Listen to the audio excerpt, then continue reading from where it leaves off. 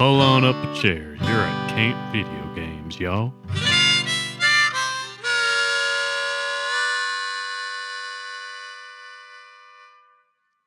Hello there, and welcome to Camp Video Games. This is Junior Camp Counselor Sean, and joining me is Junior Camp Counselor Josh. Look, folks, we talked about issues with mushrooms when we were talking about Mario. Whoever brought in these goddamn spores, and now we all got to carry around gas masks into the woods. I'm tired of your nonsense. I'm going to kick you out of camp as soon as I figure out who you are. Anyway, we're talking about The Last of Us. That's right. Camp Video Games. This is a podcast that discusses video games and their wide array of multimedia adaptations. And The Last of Us, heard of it? Yep. The Last of Us is a multimedia adaptation. In its own right, as a game in its own self. Inherently, is all multimedia adapted to a single gelatinous form that goes down smooth. Junior Camp Counselor Josh, when I started working on the idea of camp video games as a concept, I really only had like old games in mind when I was thinking about like, oh, let's talk about video games and their video game adaptations. It's a very fun concept, especially when you look at the 80s and 90s. Yeah. But now that we're entering more and more into titles that were released in the last like 10, 15 years, even 20 years, everything is becoming indistinguishable like from like what media source am I consuming right now? Because I'll play a video game and I press the button and it makes the character do something, but then there's a cutscene that's the length of a TV show. And then I'm like still holding the controller, waiting to press a button. And then I do, but it's just pressing square or triangle repeatedly. And that's like, we'll get into it with The Last of Us, but this is a weird era to be discussing. I'll make a quick note on that like, usually we talk about what we're playing at the end, and maybe I still will, but like I just finished Dragon Quest 11, and then I started Yakuza Like a Dragon, and like Dragon Quest 11 is literally, or like I guess all the Dragon Quests, they're basically like a young adult, like, or more like teen child anime, shonen. It's very like shonen style paced, where it's like, okay, I'm gonna go play an episode of this anime, and then like a Dragon is, or all the Yakuza games are like, oh, it's like a Japanese drama. I'm going to sit down and watch an episode and then play a little bit in between. Yeah. And so I think this is something we're going to talk about like a lot about with The Last of Us is it may have perfected that formula of the merging of like TV pacing with video games. Yeah. Yeah. And after we take a couple episodes to work our way through this game, we're then going to dedicate some discussion toward The Last of Us television show that was on HBO. It had that handsome man. Can't wait. Nick Offerman? All I know about that show is everybody freaks out about there was a one-off episode with Nick Offerman. I can guess which character he plays, knowing what I know from the first game. Yeah. And this is like probably a bad personality trait of mine, that the more something is hyped up in the mainstream, the more inclined I am to want to hate it. Which also applies a little bit to The Last of Us. So like, hang with us. I will have negative critiques of this game. It's fine that you like it. I still like a lot of things about it. It's just critique. It won't hurt you. Listen, I think, you know, Siskel and Ebert, they didn't like Friday the 13th. And like, that's one of my favorite like series in the world. And I still respect Siskel and Ebert. Mm-hmm. You know, like, no, like I'm very conflicted about this game. I understand why it's like the perfect video game. I just don't like the experience of its world. Well, you're just not the perfect man. So, okay, a little background. I had a dear friend, my buddy Ben, introduced me to The Last of Us when it first came out on the PS3 in 2013. The dark days of the PlayStation 3. Did you ever own a PS3? No. This was the era that I convinced myself that like video games will make sure that you can never get laid. Yes. like my mid-20s. Yes. So, the angry years. So yeah, the PS3 era, the Wii U, like that, all that stuff I skipped, and so now it's like I'm revisiting it if I'm playing stuff from like the early 2010s. Yeah. So I didn't know anything about the story when my buddy Ben showed me this game back in the day. He was very much into the online gameplay, which I have zero There's experience. online gameplay? Oh yeah, there's basically like free battle royales. That's wild. Yeah, I would love to try it. But we'll get to that later. Right now we're focusing on the story of The Last of Us and the gameplay, of course. Yeah. Well, Oh, sorry, I'm not done with my background. Oh no, hit me. So I would watch Ben play multiplayer, got an idea for like, oh, there's some fluidity to the motion in this. This is a good looking game. It's very, very receptive to your input, and there's you can do a lot with the combat mechanics that it introduces, and we'll get more into the specifics of that.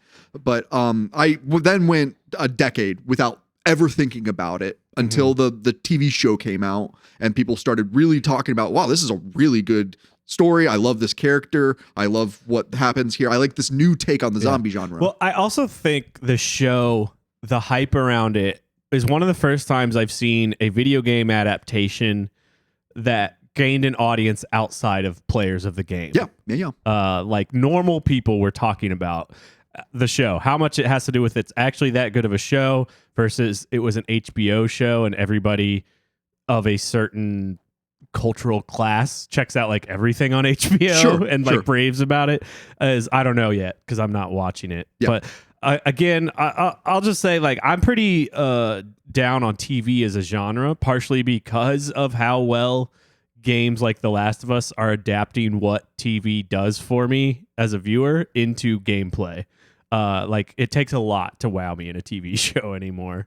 I feel the same. The last TV show that I truly got into was Game of Thrones, and that's only because I'm a huge fan of the books. Yeah, but that's a later episode. I just want to preface that. Now. And so then once junior counselor Josh and I decided, or actually we were assigned to talk about The Last of Us by head camp counselor Michael Mayonnaise, who's been missing.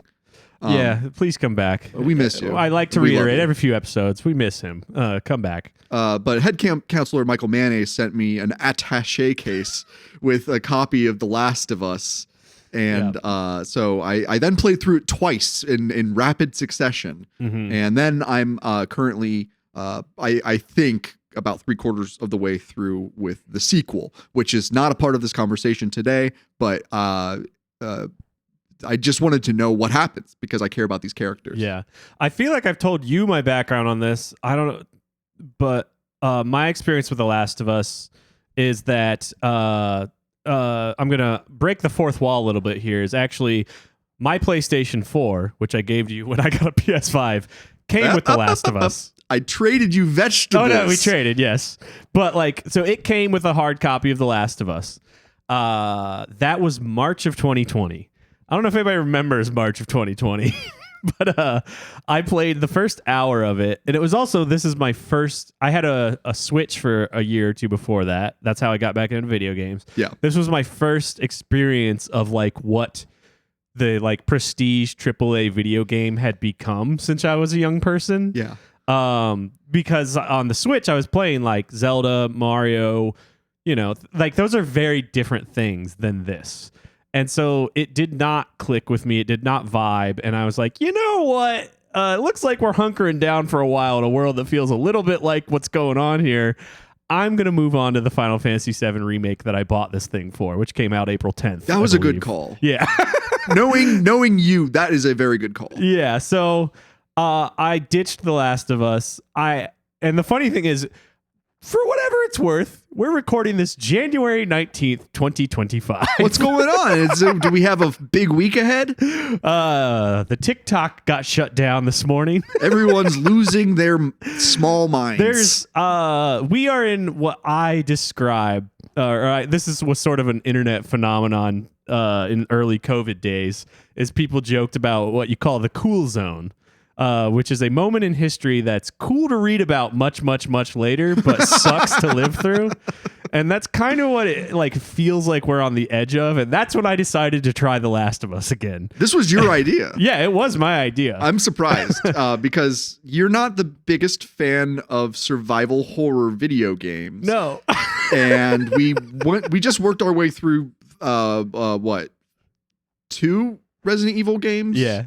And a couple of things. Check those out on our playlist. I'll link it below.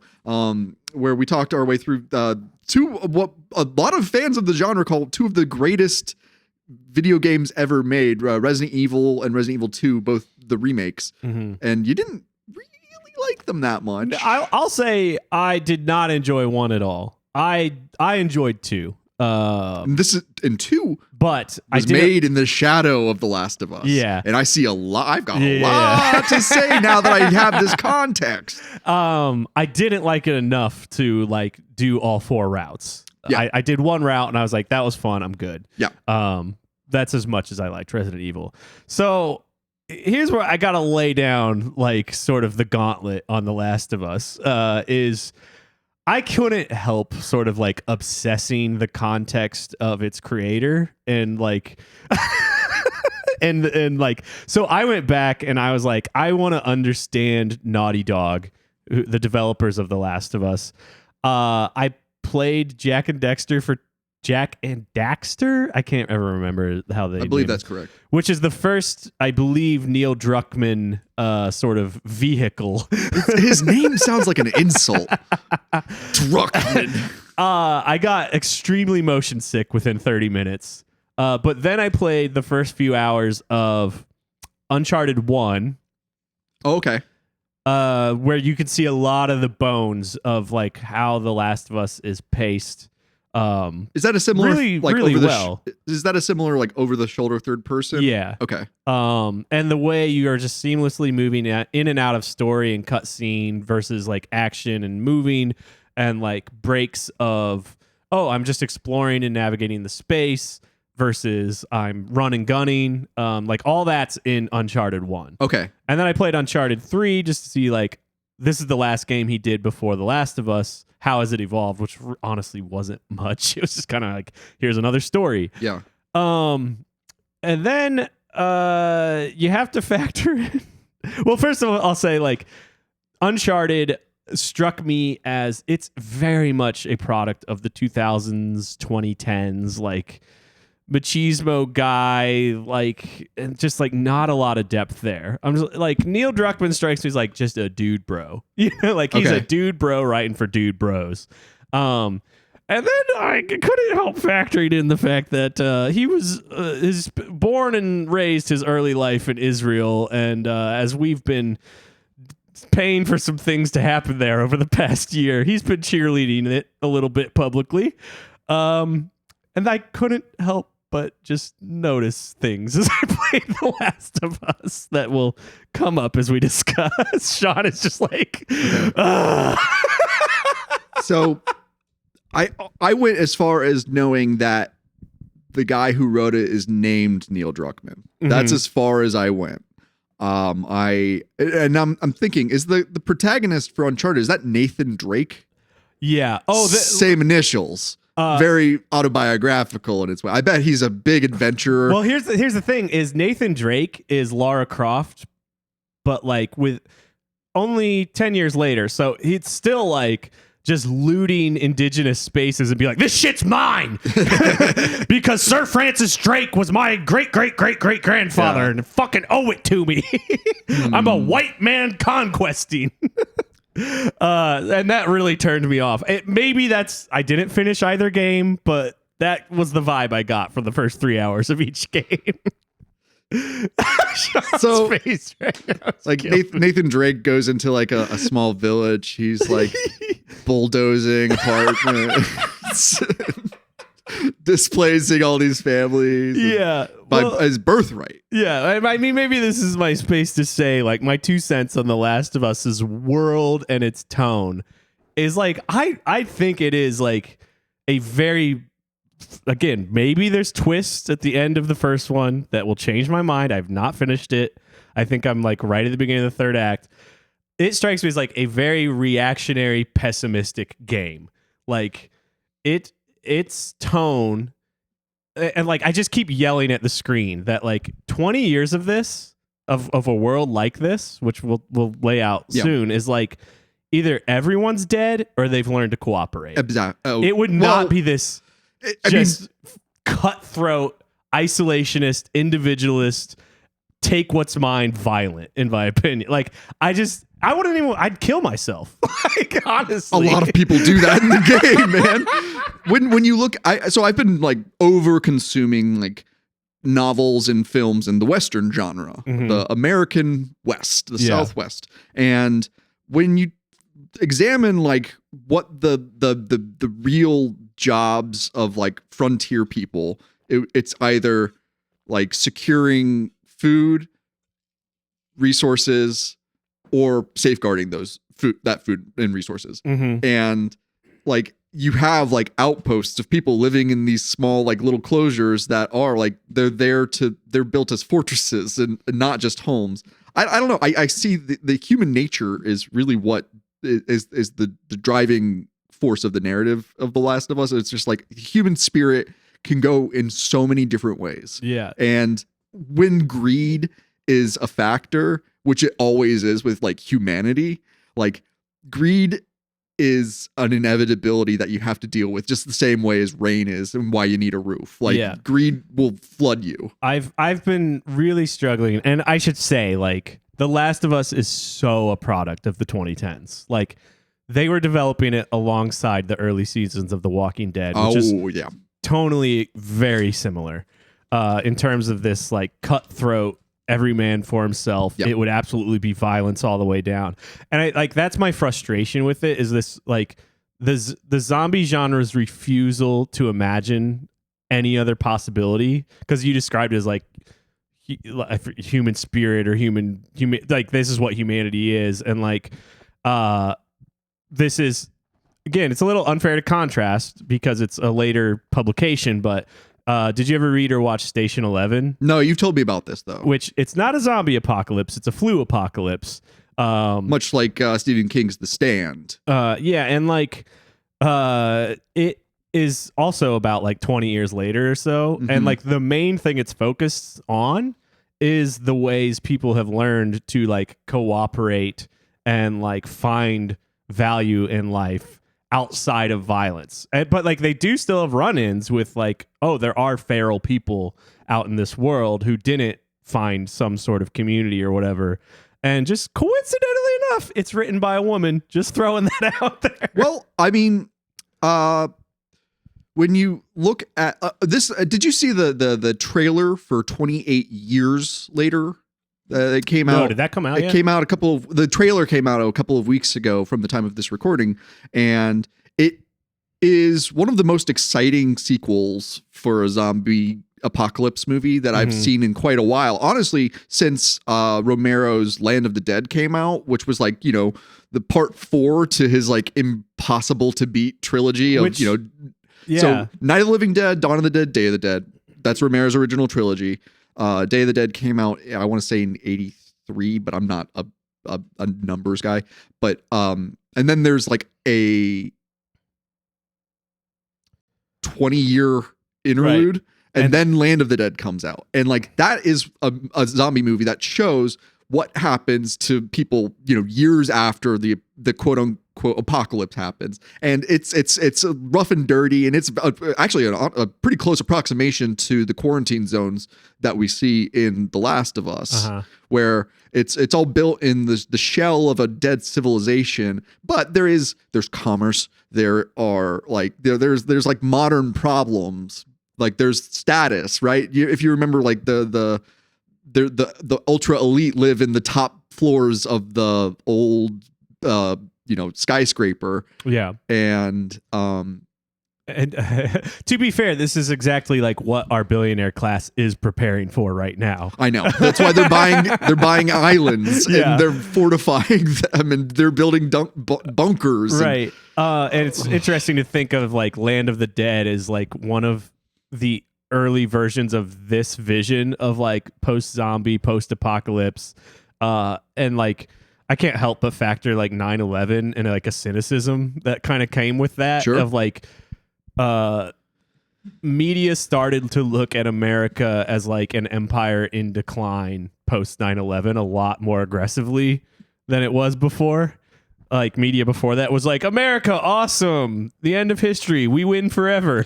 The expression like Rome wasn't built in a day. Uh-huh. Rome didn't burn in one day either. I mean, like Nero's fires were like the start of it, but like you know what I mean. It's a slow burn sometimes. Sometimes you can start a campfire. This is relevant, I guess, since we're sitting around one right now. You start a campfire, and without knowing it, that campfire can ignite an underground root system. And if it's been dry enough, that root system can spread like dozens of feet away underground. It'll burn and then kill the tree as a result of a fire that happened very far away from it. Mm-hmm. So it doesn't even take like being doused in gasoline to burst into flames. Sometimes it can happen right from under you without you even knowing it. You can just like burn up. And that's where America is right now. And looking at America in a post 9/11 like, world view, like it shows, there's a vulnerability, and like the rat has been cornered and it's baring its teeth now, and it's not too long until it can't contend with the greater litter of kittens that are killing the rat. And this is why, like, I don't know, I just like nice things in my media, because I do think there's a certain amount of like people's reality and their worldview does run downstream from like the culture and media they consume a little bit. So I don't know. I'm just more these days into like bright, colorful, hopeful things. That's good. That's good. But again, I'm playing The Last of Us because I do think it's interesting. I do think it's a very well crafted video game, and I do think it's like pioneered a lot of things in video gaming. I can say now that I've played through it and like taken some time to really think about it, that this is a beautiful story, and I'm really excited to talk through it with you. And I think one of the reasons I didn't want to learn anything about Neil Druckmann is because at this point I really love the story that he's telling, and I look forward to its continuation. Yeah. And again, I'll hedge a little bit there, is like, like if you go and dive into discourse about him, and like people will be like, oh my God, he's so evil, he's such a Zionist. He's a guy raised in a context, it's not like he basically, people are like condemning him because like, oh, he posted an Israeli flag on October 8th. And it's like, yeah, he was born and raised there. Like, the same way we did on September 12th, like people just live in a context that they're raised in, and like it is what it is. But it does still like just make me aware of sort of like, oh, there's a certain lens he probably sees the world through that I would probably disagree with if we were in a room together for long enough. Yeah. Well, The Last of Us challenges your like concept of loyalty and like the sins of one and how that carries over to other people. Mm-hmm. That's a recurring theme in The Last of Us. You want to talk about this game now? Yeah, we could try. That's enough setup. I'm really glad that you said earlier that this was made alongside the early seasons of The Walking Dead, because the opening segment of The Last of Us, where we start off, it's 2013. And we're playing as a girl named Sarah, and she's living with her dad, Joel. And basically, I mean, this is it's that wonderful opening to 2004's Dawn of the Dead is what we're experiencing through the eyes of Sarah, and her dad's out, and it's giving you a peaceful moment to acclimate to the controls of the game while doing some very, very important world building. And it's apparent. I mean, this is the real world. This is where zombie like is a fantasy. Zombie movies are a fantasy because they take the drudgery and like the banality of everyday life.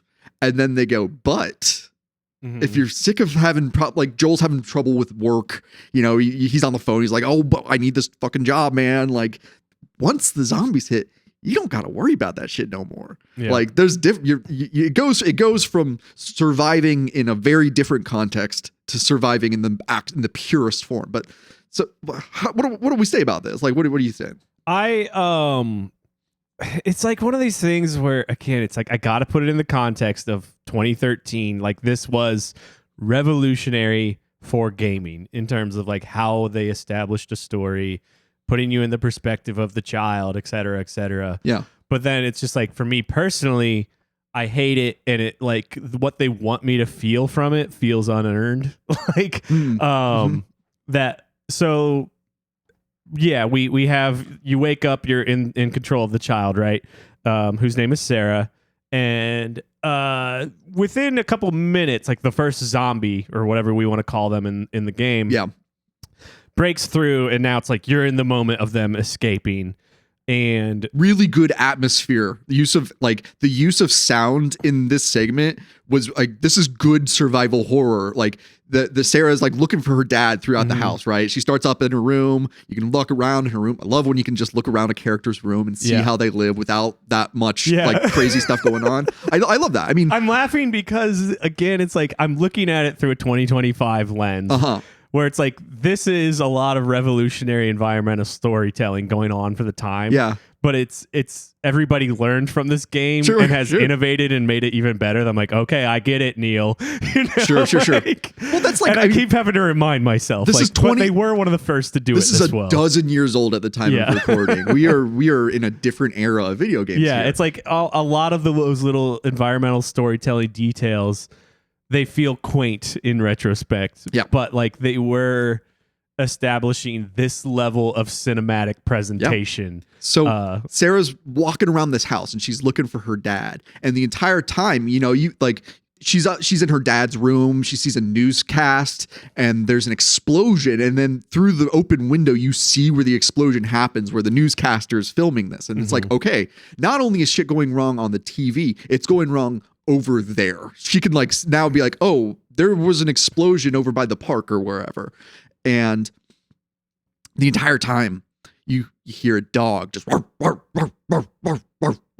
then she gets downstairs, gets an ominous phone call from her Uncle Tommy, that's Joel's brother, and then the barking stops. And it's become such a common thing where it's like, you know, I suffer from tinnitus, where there's just a constant ringing in my ears. And so in order to sleep, it really helps me to have like a white noise machine or a fan going or something like that. And so that constant noise is like a very, you know, it's a soothing thing that kind of helps distract from the high pitch, constant pain that I'm in. And once the dog bark stops, then you notice the dog bark.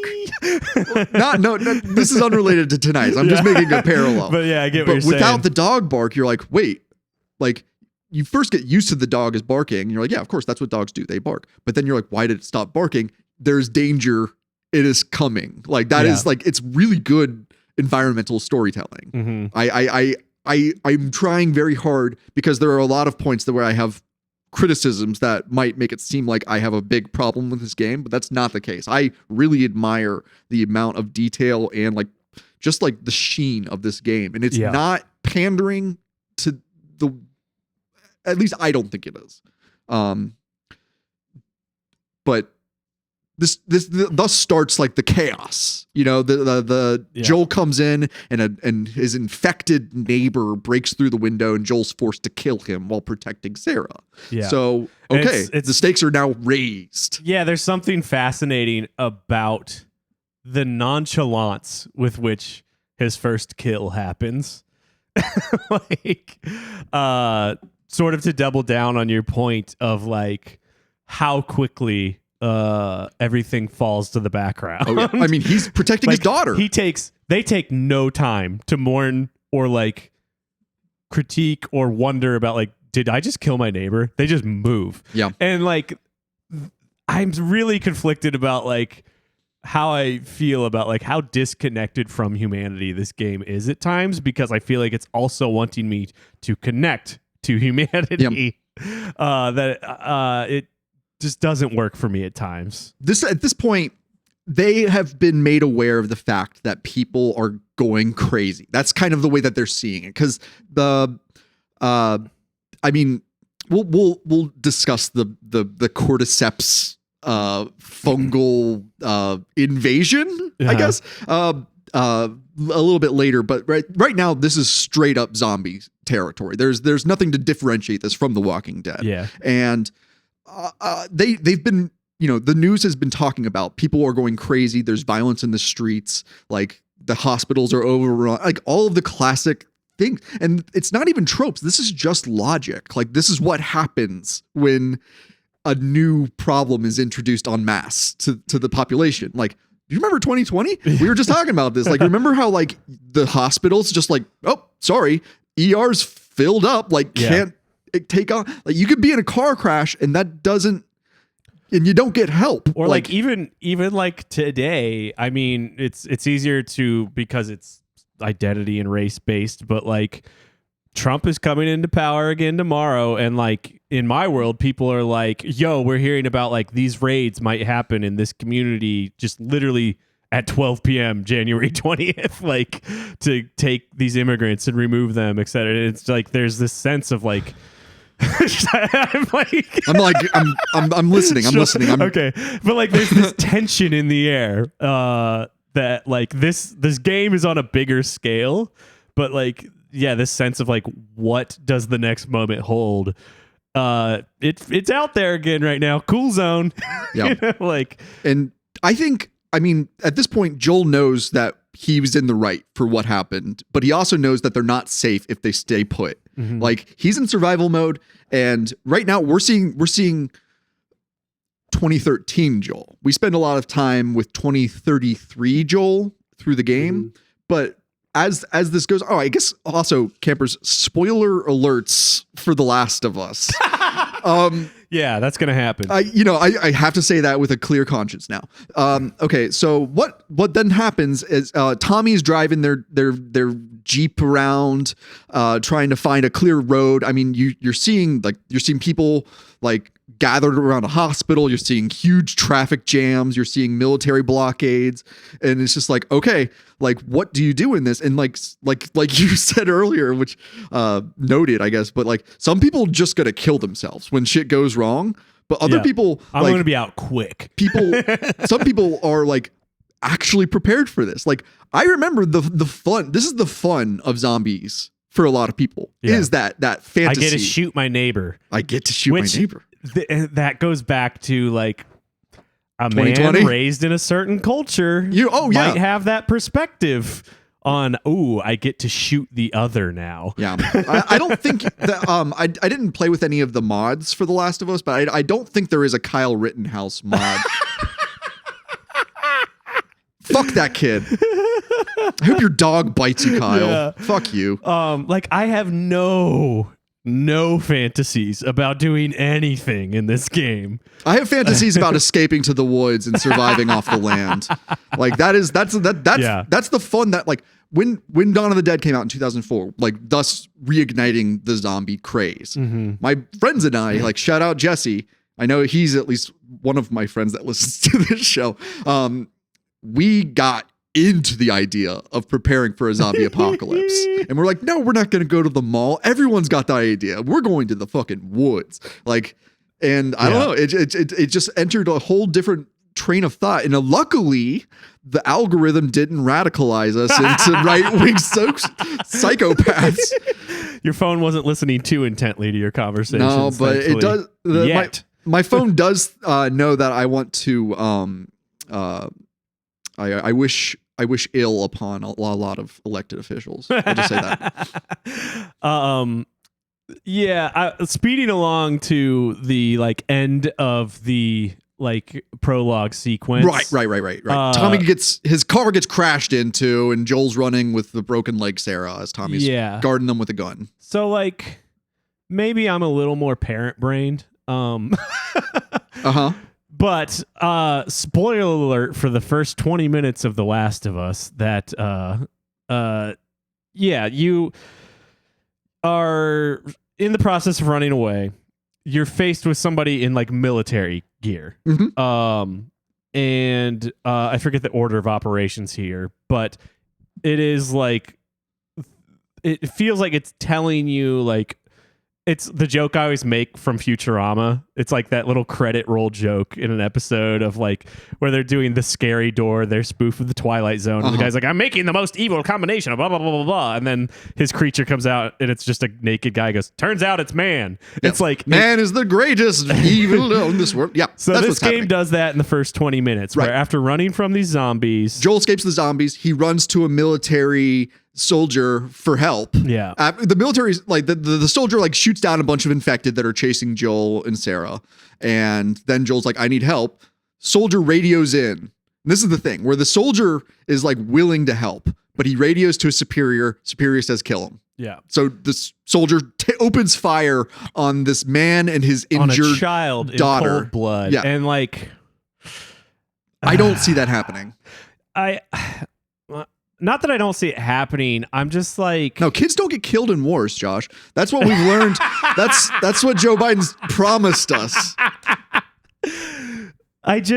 Again, I'm a little more parrot-brained than you. I don't have a biological child, but I have one in my life. And like, I'm like, if you're going to do a brutal murder of a child on screen, and this comes up later in the game, you gotta earn it, man. And it just didn't feel earned to me. It felt like I'm doing this to shock you. Like I needed, it could even just be like one more prologue scene of them just living their life happily and me seeing their relationship. Sure. Might have done more to like earn this. Like, nothing has endeared me to Joel other than like I watched his daughter get murdered. I don't know anything about him that makes me like him. Okay. And then like, we jump 20 years and I'm just in his shoes. I'm a man killer. Yeah. You know, like, let's talk about Joel, because Joel is the lead man of the show. He's the male protagonist of The Last of Us. And this is doing is like this is the Batman lost his parents moment. Like this is just setting up the fact that we are going to have, I mean, what do you expect of Joel in the next 20 years? I expect an emotionally distant, unwilling to be vulnerable, stoic, cold-blooded, like absolutely no trust in humanity, like what you get out of Joel, right? And here's what we know about Joel at this point, is that he's a single father raising a teenage daughter, zero mention of the mother, but his daughter adores her father. He's a good dad. It's his birthday when this happens. His daughter stayed up so that she could give him a birthday present on his birthday, right? She gives him a watch. Mm-hmm. He asks, he's like, where'd you get the money for a watch? She says, hardcore drugs. I sell drugs now. Like they're in Texas, so she's got a cute little Texas draw. Yeah. And obviously, haha, joking. Like that's a joke. You know, that's something that they're comfortable joking with, but it's a part of their vocabulary. It's a very, and this is again a product of the time. It's the dialogue between Joel and Sarah, and as the game goes on, Joel and Ellie is a very 2010s, like people call it like Wheaton-esque banter, like Joss Wheaton banter that like didn't age great for me. But I get what you're saying. It's really humanized. I think, I mean, if I were to just be like, oh, here's my theory on what happened to Joel's ex-wife, I think she may have died from an overdose, or at least Joel won custody of the daughter as a result of the mother having a drug issue. It's unimportant in the grand scheme of things, but it's just filling in blanks where that, because like this game, The Last of Us, it's hard. I keep thinking of it more of as like a book. Like there's so much like character points of view shifting, and just it's a really I give this some credit for parts of the game. Maybe this is a dated part, but for parts of the game I see as actually being like some timeless storytelling. Yeah. That borders on like fairy tale that I adore. On that note, I watched in preparation for our talk about it, I watched the 3-hour Tim Rogers review of The Last of Us. Okay. The last 20 minutes is he rewrote the story of the book as like best he could in the style of Cormac McCarthy. Hell yes.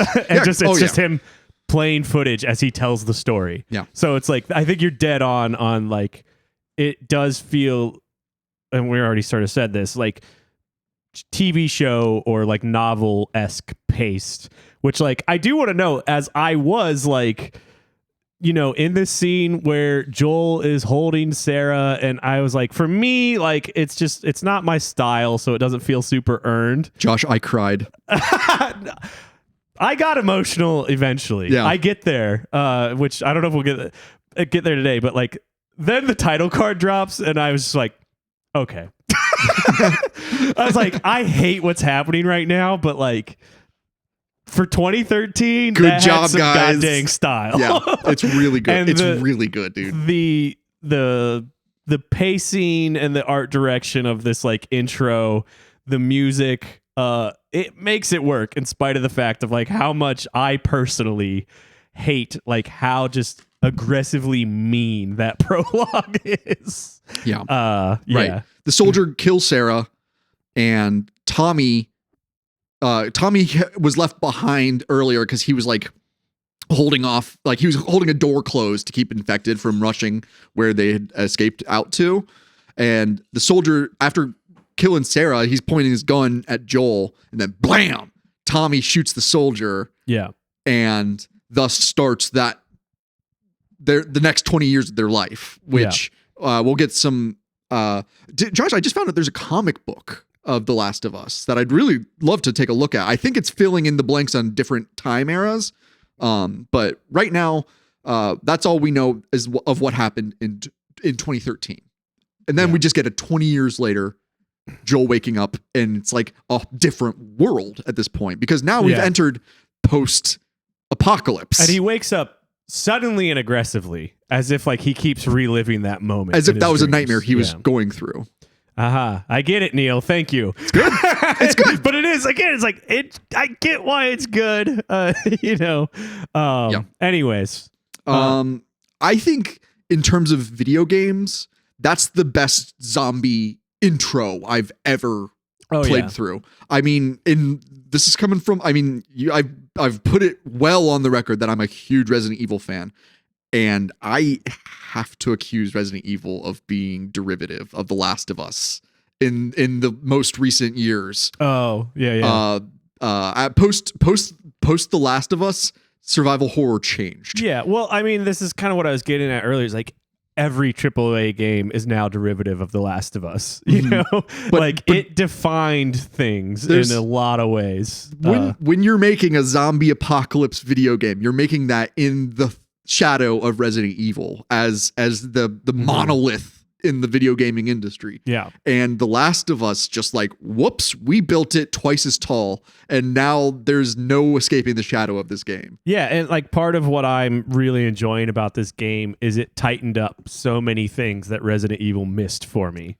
Resident Evil is a silly B action movie. This is a film adaptation of a Cormac McCarthy novel. Yeah, and the problem is I like the silly B action movie better. In terms of like, I can distance myself emotionally from it a little more and enjoy like watching a cop's body drip from the ceiling. Hell yes. You know? Whereas here, I get the viscerality is the point, but like, do I need to invite it into my life? But then again, I'm back to this a whole of like, but you did it so well. Like the idea of like making a video game that is like a Cormac McCarthy novel, probably most like The Road, because like it's a very similar story in a lot of ways. This is getting into a post-apocalypse archetype that I'd like to address, but please go on. But like the idea of like it just keeps going. There's no filler moments. There's no open world towers to find and fill out maps, like, which I love in Breath of the Wild, and it gets like stale in other games like that. But like, it's the only things here are the things that Neil wants you to see. Sure. You know? Sure. There's no backtracking like in Resident Evil. Like my frustration, especially with the first one, was the lack of direction, or I could jokingly say of yellow paint. there's been moments playing this, and I'm playing the latest of latest remakes. Oh right, we'll get into that. I want more yellow paint, Neil, because like the puzzles are so simple. Yeah, but it's sort of like needle in a haystack style of like where amidst this beautifully detailed like space that you're navigating is the ladder hidden or is the dumpster hidden, and that's like the only thing you can ever really get stuck on in this game. Yeah, because there's no backtracking to do anyway. Okay, let's keep with the story. I've got a different point I want to make later. I'll talk about this forever if we don't get back to the stories. we wake up with Joel 20 years later from this nightmare that he's probably reliving every night. And dude, I started taking melatonin recently, and that has been giving me some fucked up dreams. But I think just playing this game has been giving me some messed up ones. Yeah, maybe I am just the product of what I consume. So Joel has he's a smuggler now, and he's working with a woman named Tess, and it seems like they're kind of an on again, off again, emotionally distant, but physically available. And like business partners first kind of vibe. Yeah. And to be very frank, Tess is the alpha here. Tess is the one taking charge of their business dealings, and Joel is there as support. And it's Joel's waking up to Tess coming back to their apartment. And apparently she was doing a deal and something went off and she got jumped by a couple of hired thugs that were hired by a local. So we're in the quarantine zone of Boston now. Well, so this is a question I wanted to ask. Yeah. I was sort of struggling to tune in the early hours. Yeah. Like, I think I wasn't really picking up on a few details. Am I to understand like this is the most secure, safe, civilized parts of the world? Like this is what it looks like in this opening like 5 to 10 minutes here before they go out. So okay, I swear to Christ I'm not going to talk about the sequel. Okay, but you can give like a little hint if it helps answer this question. There are pockets of civilization everywhere. Humanity is a fucking virus, dude. We will survive on this planet until it is completely uninhabitable. Like there, like, you know what I mean? Like we're just like, you spill like we spilled paint in the cracks of the sidewalk and now we're trying to clean it out with a toothbrush. Humanity is going to stick around.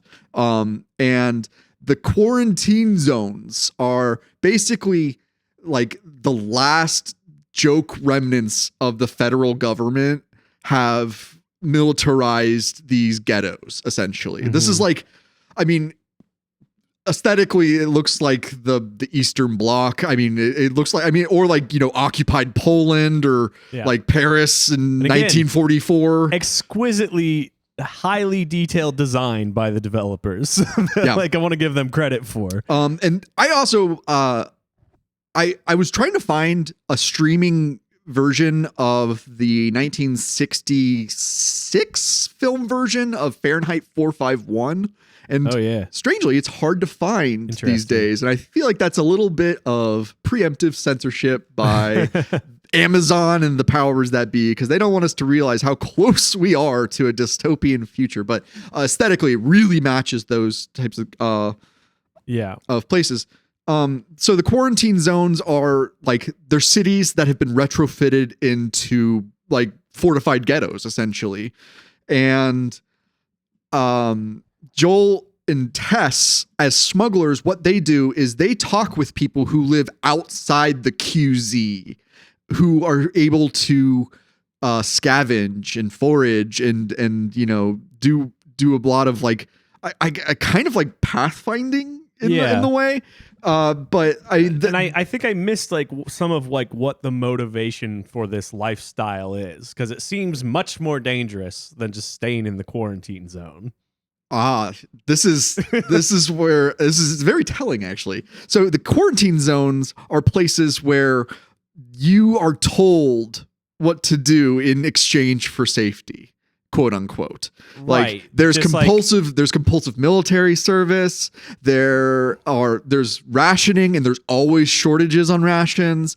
Basically, these are people who are accepting food from the hand that feeds. Yeah, and if the alternative is like killing 30 men a day, which is what it seems like, I'm gonna choose the quarantine zone. I think that's an oversimplification because there's always going to be people who will refuse to live under any sort of martial law, and like there are people who will escape to that wild frontier. And I think once we get to the people who are living outside the QZ, like you'll see that they're kind of weird. You know, they're separate from reality. Like they've rejected the modern like need for like, you know, electricity, running water, and like they're going native, as this saying goes. So like this is back to like my original critique, and again, you're farther along in the series than me. This idea, and this is all, you know, we had to work with at this point in the game, or like this first installment, is like this idea of it's either this or that. Those two things you laid out is like, so just from sort of like a socio-political worldview or thought, it's like that's so unimaginative and so cynical that like it's hard for me to like get excited about the world. So the first game is just our first glimpse into this world, and like this is like, I mean, from what happens in this game, like you go on an odyssey. This is an epic journey that the characters go on. Right. And so Indiana Jones, right? When they're showing the map to instead of actual travel, they're just showing you on the map the red line that goes. So there's just that one red line that they're traveling across this entire country. They don't get to see most of that country. They just see what is within eyesight in that trip. So they miss a lot of the other,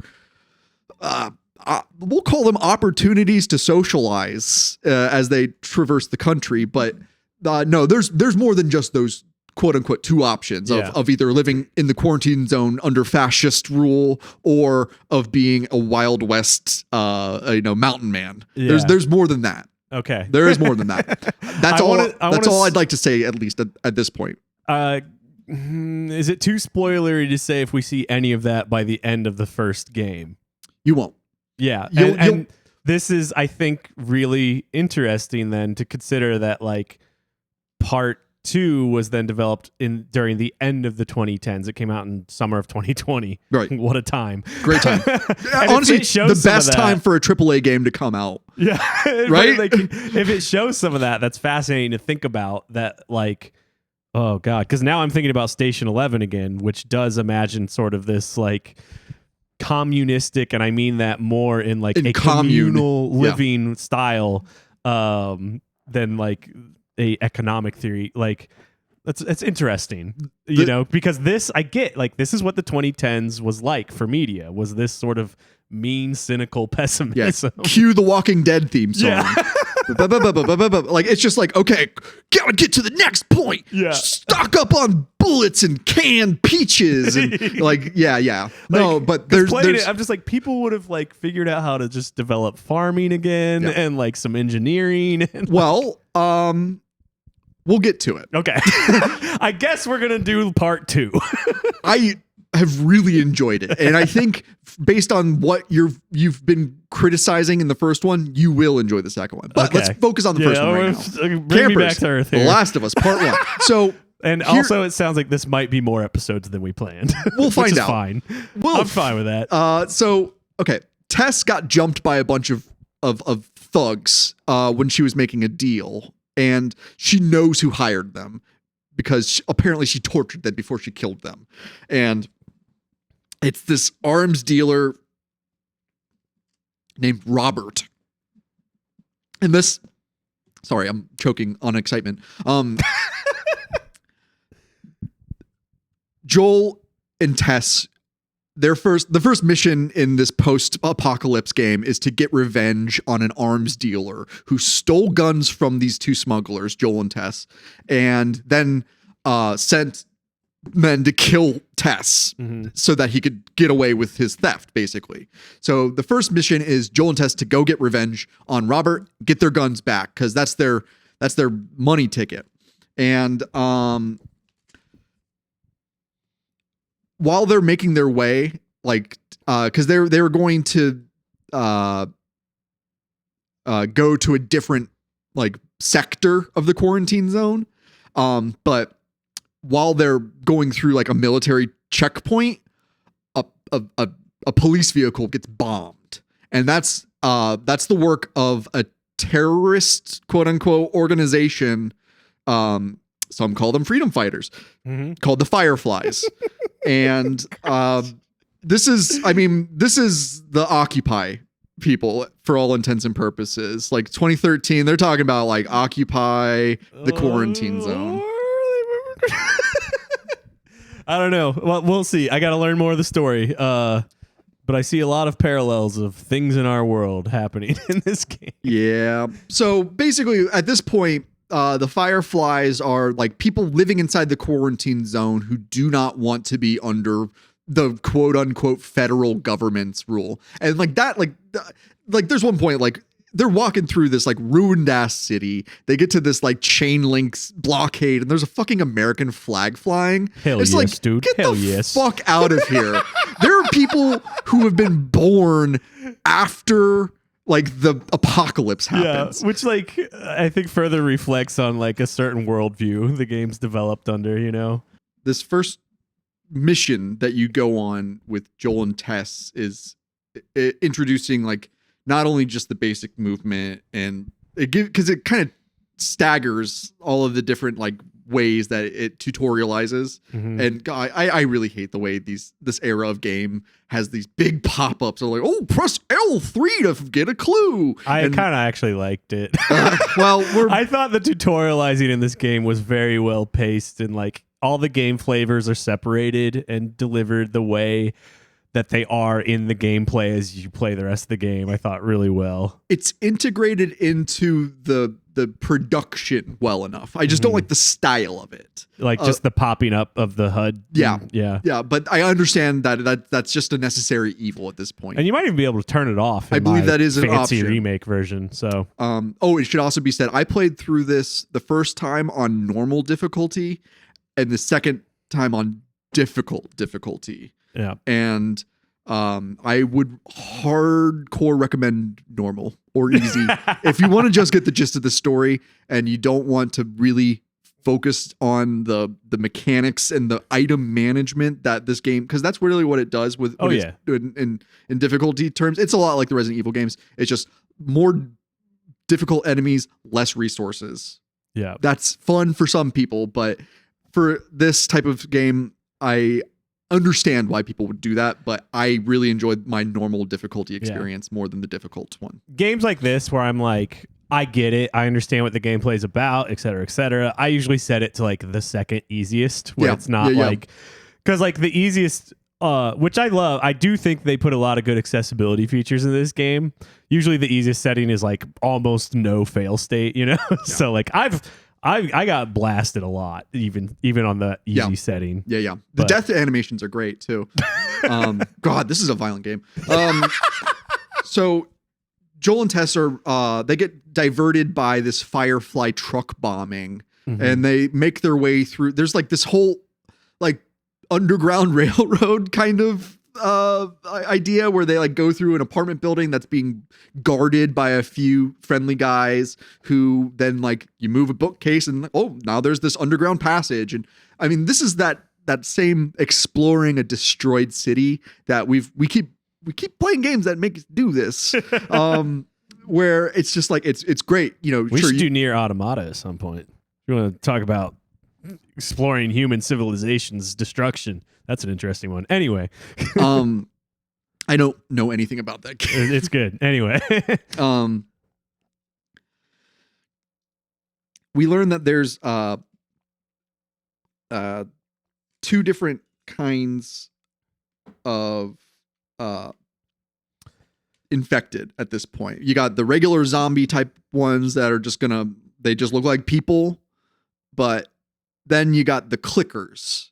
and the clickers, man, this is where I have to like really talk about Resident Evil 2 remake, Right. with specifically the enemy called the Lickers. So did Resident Evil 2 remake take this from The Last of Us more than the other way around? This is where, I mean, chicken and the egg kind of thing. Because, like, I mean, the Licker was introduced in 1998 in the original Resident Evil game. And in that one, they are blind enemies that only operate on sounds. And in that case, like, Resident Evil is the clear progenitor of this enemy type.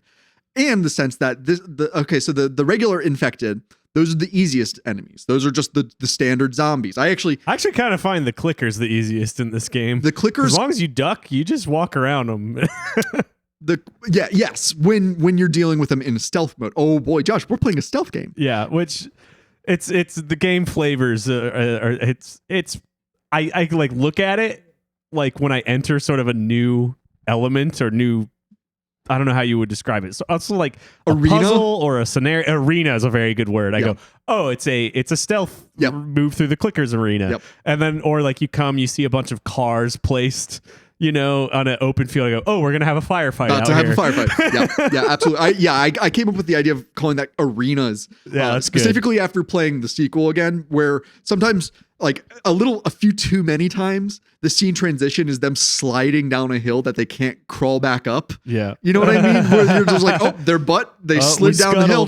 Now I'm in a new arena and let's see what type of challenge it poses. It's funny. Like I'm putting my footage on screen. It's like, if you pay close attention, you can tell early in the game, I don't quite understand that. I'm like standing on this ledge, like, what am I supposed to jump down there? Am I like, it took me, and then it clicks within the first hour or so. I go, I'm just moving from like arena to arena, and they have 4 or 5 different flavors. We already said like firefight, stealth through clickers. There are a few like scavenge hunts. The scavenges are usually more like a safe space. Yeah, that's sort of like when you've like earned your prize.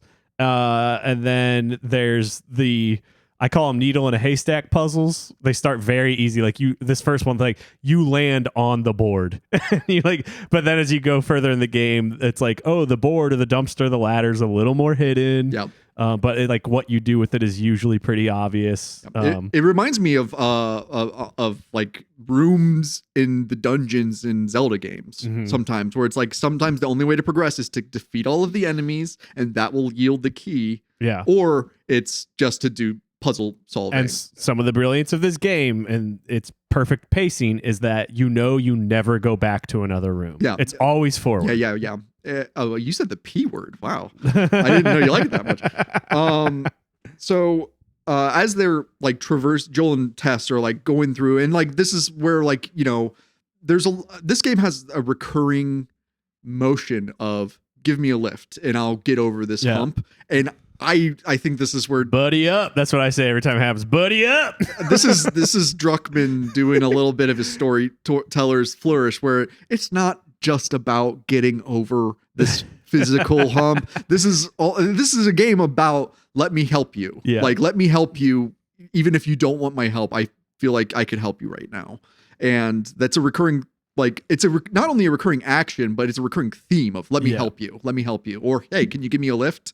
Like that's intentional. They don't need to do that, but they keep doing it between characters who have to rely on each other, who have to like learn to trust. And another sort of I get it. It's perfect is like the way this evolves is in this tutorial section. You're doing it with Tess where it's like, it's old hat. Like you just, okay, give me a lift. We've done this a million times. Then you meet Ellie, who we'll meet in a second as we go through the story. And now it's like we're back to square one where we're like learning how to do this together. Yeah. And as we get to the later acts of the game, it's just like it is with Tess, where it's like, oh yeah, we've done this a million times. This is old hat now, and the interaction of it is how the character development is happening through gameplay. I've been with my wife for a third of my life now, and we were folding a comforter together, a very domestic normal thing to do. But the way we were able to do it without saying a word, and how like seamlessly we understand like what the other is going to do and like anticipate how it happens, and how like easily we can do that task together. It's I'm like, I think we'd be okay in this like scenario, like where she could lift me over a chain link fence if I needed her to do it. But it's showing that Joel and Tess they're not strangers. They don't seem to be like lovey-dovey, but they do depend on each other. And it's an interesting, very modern relationship given the circumstances, where they have like these like kind of domestic normal problems where it's like he's like, where were you last night? And she's, like that's how they introduce Tess. Like she like comes home, pours herself like 3 fingers of bourbon like immediately, and he's just like, you good? Like and like, it's just like 2 people who are depending on each other in weird times. And they're just like, they're working toward getting over the hump so that they can get to where they need to go, which is to find Robert, who stole their guns. When they get to this like civilization part, like they've explored, they fought a few infected, and like they get to like, like kind of, it's like a bazaar, right? Like there's just like all these like vendors. There's this one guy who approaches Tess. He's like, hey, Tess. Like, obviously this guy, he's giving like, I mean, like crackhead energy. And then you remember Tess is a smuggler. What is a smuggler if not just a drug dealer? Yeah. And like, that's kind of shining a little bit more light. Jonesing for what she brought today. Exactly. He's like, he sees the source. He's like, oh, Tess. Like, what do you need? I'll get it for you. And like, she the same way that like I've seen like, I used to be really good friends with a drug dealer who would like just be like, I'll talk to you later, man. Like, don't like, you know what I mean? Just like, not to me. I'm not the guy going, hey, right. But like hanging out with him, and like someone goes like, oh, dude. You're just like, no, not right now. Like, they have a power in that community. That is like, she has obviously gained a reputation for being a tough, no nonsense, reliable source for contraband. Because like this like zone that they're living in, this is another reason, like the quarantine zone, like you're not getting any recreational drugs. You're not getting anything unless you're dealing with the black market, and Tess and Joel are the black market. And they're on their way to eliminate the other side of the black market, the arms dealer side. And which like the negotiation goes bad really fast. Yeah. They get to like a group of hired guns, and one of the guys is like trying to like intimidate Tess, and she's just like, oh, fuck this, and she just shoots him in the head twice. And the thing is, as we are still in the tutorial stage of the game, this is our opportunity to learn the firefight with living man arena. The duck and cover firefight. You play much Time Crisis, Josh? No, but I'm familiar with it. That's the first game that I've ever played that had that mechanic. Yeah, these feel very like this first one I did. I was like, so like, am I supposed to stealth? Am I gonna die if I don't stealth? You know, and like I was very hesitant. And then now later in the game, especially because I'm on easy mode, I'll admit I'm cheating a little bit in that regard. I'm like, oh, it's just like Call of Duty. It's just like shoot the wave, move forward, Twitch reaction. Yeah, but I do have more fun trying to stealth around and just being like, gotcha. Yeah, like, grab them from behind, all that. We should talk about spores as this is their, like, if you've played Fallout, like radiation is a constant issue where you need to get special gear to accommodate for large doses of radiation, or you need to find medicine that cures you of that radiation. In The Last of Us, luckily, the big bombs never dropped. And instead, you're dealing with the fungal spores of this cordyceps. And like, I mean, we're not the Wikipedia podcast that's just reading shit and just saying, oh, did you know that this actually happens to ants in South America? Well, blah, blah, blah, I was going to say, I did watch, I did like watch Naughty Dog's like in-house hour-long making of documentary. Yeah. And they talk about how like that's where they got the idea is from spores that infect ants and like can take over their brain, etc. And like, what if that happened to humans? And specifically the ants, like, make themselves vulnerable so that other animals will eat them, so that they can spread the spores in a more like covert way almost. It's very scary. And like when I just did a brief Google of the word cordyceps, the top result was, can the cordyceps infection actually happen to humanity? Was it about this game? About this game. Like they're like, people play this game, they're like, wait, can that actually happen? Yeah. Like kind of, yeah, but don't worry about it. Yeah, you'll die. And then you're dead. Don't worry. Yeah.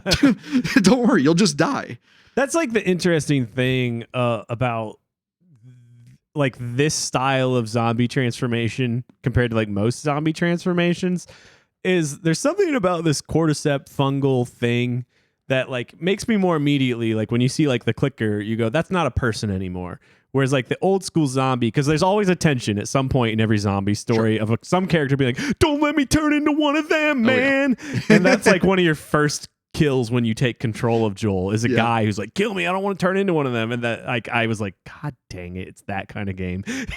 Like, but like that's always a tension. And like the cordyceps concept, it makes me feel a little bit less of that, where I'm like, no, they're gone. Like, there's no humanity left in there when you see that fungus just with arms and legs running around. Yeah. And I'm a novice mushroom hunter. But the fungal growth on the clickers' heads really resembles, to my untrained eye, the chicken of the woods mushroom, which I have foraged before, and it's a wonderful edible mushroom that's very easy to identify. But it's just this like beautiful like bloom of like yellow and orange and like kind of a sunrise pattern. It's beautiful color, and it tastes like chicken, which is very strange. There's a very strange almost beauty to the concept. Oh, absolutely. I think that's one of the more important things that The Last of Us does, is show that the world's beautiful without people in it. Yeah. And that like the ugliest parts are the things constructed by man. And then like you always feel like I noticed myself, like whenever there's natural light, it seems like that's where you're supposed to move toward. Yeah. Or like natural green growth and stuff. And there are these elements of sort of, look at this little prestige moment of this beautiful little natural landscape coming back to life. There's some beautiful moments in this game, and it's strange because like also like I don't know how many heads I caved in with my boot in this game. Like there's just so much like unrepentant violence that is just brutal, and I love it. Like it's like punctuation marks. Like this game has a lot of exclamation points, and it's weird. Just I don't know. There's just something about video games, man, that like as much as I'm complaining about it in this discussion, if you go watch my streams, by the time I'm halfway through the game, like I'm just like, ooh, Joel's gonna sneak up and murder this guy, bam, like, yes. And I'm having a good time with it, in spite of how gross it is. Like once you've done it enough, you just acclimate. Yep. The Last of Us is a combination of Resident Evil, Tomb Raider, and I would say Call of Duty. Like those are the three games that like kind of speak to me the most, and a lot of Red Dead Redemption as well. Did you played the sequel, right? Red Dead Redemption 2. I'll save it for a different talk. Let's try to talk a little more of the story. The Last of Us is actually a prequel to the Super Mario Brothers. Because this is how the Mushroom Kingdom. We've been talking about fungus a lot on this podcast lately. Yeah, trust the fungus, Josh.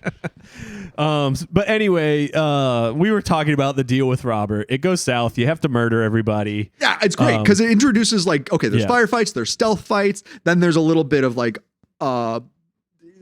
you can traverse this terrain in different ways. You don't need to just walk the walkways and talk the talkways. You can climb around and do some fun stuff. Yeah, I mean, there's a role playing element to how you navigate situations. Mm-hmm. Yeah, I go full Solid Snake when I play this game. Same. Okay.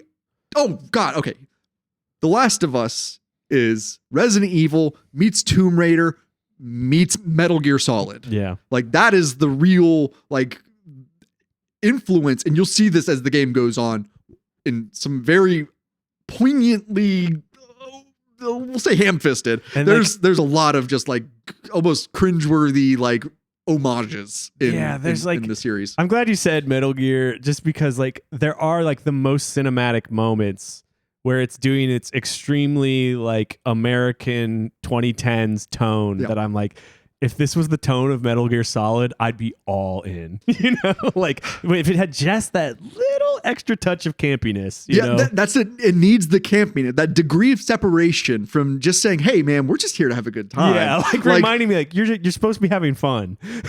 I need just a little bit more of that. Anyway, when Joel and Tess find Robert, it turns from a conversation about why Robert stole the guns, and it turns into what he did with the guns. And it turns out he sold those guns to the Fireflies. And so this arms dealer is now supplying ill-gotten weapons to a terrorist freedom fighter force that is kind of losing the fight right now. As Tess and Joel go further into it, Robert wants them to team up with him to just wipe out the Fireflies at their most vulnerable point so that they can just take the guns back and then put water under the bridge, you know? Had to do it. And Tess says, fuck that. She kills Robert. Just boom, boom, 2 to the dome. It's great. I love Tess. She's a no-nonsense, you know, she's a hell of a good partner to have in these types of times, I guess, you know, where it's just like, hey, I don't want any loose ends and I don't trust this asshole, so I'm going to kill him. Like, just stay on her good side, I guess, is the main thing. But Tess kills Robert, and almost by magic, the leader of the Fireflies shows up right after that happens. Right as soon as Tess kills the arms dealer Robert, and Joel and Tess are like, oh, I guess we need to find a Firefly. Oh, there's the head of the Fireflies, and she is in grave danger. She has been shot in the stomach. She needs help. And Joel and Tess, in order to get their guns back, plus them, they agree to move some quote unquote cargo for her. And then we meet the cargo, and that's Ellie. Ellie is the cargo. Do we know why Ellie is the cargo yet? No. Nope. But she's a special girl, and boy howdy, we need to get her to the Fireflies. And that plan requires Tess going off with Marlene and Joel staying with Ellie in order to escort her to the next place, the delivery zone. Yeah. And this is where, like, okay, this archetype in post-apocalyptic / just like grim, gritty types of stories, you got Cormac McCarthy's The Road, where it's a father and his son traversing the apocalypse. You got Logan, where it's Logan and this little girl, this like unwilling anti-hero escorting a teen girl sometimes, but just escorting a vulnerable teen who's learning how to become a killer. I'm laughing. You said anti-hero. I'm like Walter White and Jesse Pinkman. Jesse's his little buddy. His little twink. Yeah. You got Leon the Professional. Fucking there's another one that I just had at the tip of my tongue. Let me just check my notes here. But well, while you're looking up that, the phrase anti-hero did sort of trigger something in me of this, the very 2010s-ness of this at all. That was the moment of the anti-hero. Oh yeah. Of like all those AMC shows of Mad Men, the Walter White one, Breaking Bad, Walking Dead, Sons of Anarchy. Like it was this white male anti-hero was such a huge thing, which again is like part of why I have trouble endearing myself to Joel, is like seeing him as a product of that. You know? Yeah. I think I see Joel as a quest knight from the Round Table, like Camelot. Like Joel is on a mission to deliver a very important person. So let's just get right down to it. Like Ellie and Joel and Ellie start off like kind of reluctant to work with each other. Yeah. And then when Joel, Ellie, and Tess are making their way toward the drop-off point for Ellie, they get stopped by some of the I don't know what they're called, Fedra. That's in the sequel, at least. They're like the cop. No, they're called Fedra. They're called Fedra. Yeah. So the Fedra agents arrest Joel, Tess, and Ellie, and as a result of Ellie's like quick thinking, they kill these cops, but only after they had administered a like cordyceps infection test. First to Tess, fine. Joel, fine. Ellie, holy shit, she's infected. Yeah. And thus starts the actual like here's your quest, Joel. Yeah. Is to deliver this special girl, Children of Men. Like this is a big one. Did you see Children of Men? I haven't, but I'm well aware of the parallels. Like I'm familiar with it conceptually. Yeah. That it will probably be on my short list of things to get to, maybe in the process of talking about this the next few weeks. Michael Caine plays a weed grower. Like it's great. I love it. This one's called Strawberry Coffee. And I'll note, like, this is the moment that you finally feel some endearment to, like, oh, Joel has a mission now that I like respect. You know, yeah, is like we're shown this hope for humanity, and we can change this hellscape. That's right. So it seems that Ellie was bit by an infected 3 weeks prior on her right forearm, or what is that? What is it, like? Your forearm, wrist. Yeah, and the scarring for it looks a little weird and like fungal and infected, but like it seems to just be like scar tissue at this point. There's like, you know, the regular turnaround is you get bit and then within 2 days you're a zombie. Mm-hmm. And that's why Marlene, the leader of the Fireflies, wanted to make sure Ellie got somewhere safe, is because they think that there might be a cure in Ellie somehow. They just need to get her to the right people. And that's the Fireflies. The Fireflies, not only are they a freedom fighting like force, but they're also like working toward finding a cure for the cordyceps infection. Yeah. And which also really helps endear you to like, oh, the Fireflies, maybe they're more than just terrorists. Absolutely. Yeah. Yeah. They're freedom fighters. Like that's the thing. You're really a terrorist you to one on the group. freedom fighter side of it, you know? Yeah. You're a fascist pig to one group and you're a cop to another group. It's just, you know, it's potato. So Ellie, when the cops are like administering this test to her, she pulls out her handy dandy switchblade, stabs this cop in the leg, and that gives Tess and Joel the opening to kill these cops. And then it's a run. This is a lot of these sections in the quarantine zone are very, very reminiscent of Half-Life 2 as well. In the sense that you're in this like it's almost like copy and pasted, like this, like instead of a quarantine zone, I forget what they call it in Half-Life 2. But like queuing into armed guards, allowing you passage into things, kind of vibe. Yeah, but it's like Soviet bloc stuff. Like it's all very, very gray and grim and just like, or like some borders in a certain Middle Eastern, the only democracy in the Middle East, or Detroit. A place Neil Druckmann happened to spend his Jesus Christ. It's funny how much it shows up in this game is all I'm saying. But anyways, so yeah, they run away from the Fedra folks after Ellie takes them out.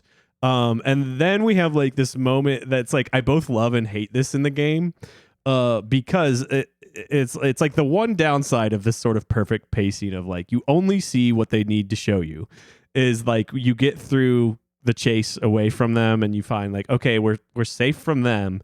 And then I don't know if your version does this where it's like, now press L3 to look at the next important thing. And you look and it's like, oh, that's where we have to go now. Be some building way off in the distance. Yeah. So the way that the game introduces those clues, it's actually more like on a timer. It seems if you take enough time kind of dawdling around, it'll then just throw you a bone and just say, hey. Yeah. But it does it in such a way that the characters say, hey, do you have any ideas? Or that usually there's like a conversation between Joel or whoever you're playing as and the other person. And then they'll say, hey, what did we try over there? So it's at least somewhat justified in like the game's real world terms. Yeah. It's like I said, I both love and hate it. It's like this sense of like, there's always another mountain to climb is kind of fun, but it feels like it's always happening right after I got over the crest of a mountain before I've had a chance to like enjoy the view. Yeah. Which is I'm like, God dang it, Neil. Enjoying the view is also a very important part of this game. Yeah. Where it's just like, despite everything, like Joel and Ellie will just take moments and like look and just be like, oh, okay. Yeah. And it's like the way those are interspersed because the pacing is so much more focused on like the story being TV show like, they're distributed differently, I feel like, than they are in most video games. Mm-hmm. Like in most video games, you get over that crest of the mountain and this is where the chill zone is. Yeah. Whereas in this, it's like you get through the fight and then there's like maybe a burned out room with a bunch of supplies in it, and that's your safe chill zone. It's a little different, and I can't really think of other games that do it quite the same. And it's neither a good thing or a bad thing. I think it's just like everything is in service to the story first. Yeah. I also was trying to come up with a point in the game that I disliked the most, while just like overall in the game experience. I couldn't really isolate any specific moments that I felt like dragged on for too long or like were missing the point of the game in a way. Cause I feel like it's a very consistent, like stimulating, like play experience where you're playing and you don't really have time to get bored. Yeah. The way I play it. Although I scour every available inch of every terrain that this game throws at me. Yeah. That's just my survival horror like instinct is to like procure as many resources as possible in the first playthrough, at least, just because I don't know what's coming. Yeah. And that's like the difference. Like this is not a game that I would want to replay on repeat the way I do early Resident Evil games, because it's so cinematic in some ways that like it almost like drives the attention away from the minutia of the gameplay. Yeah. And it just forces you to focus on the overarching narrative. Yeah. Instead of just play. I have two thoughts on that. One is like somebody in my chat while I was streaming said like, oh yeah, I played this in one sitting and then never touched it again.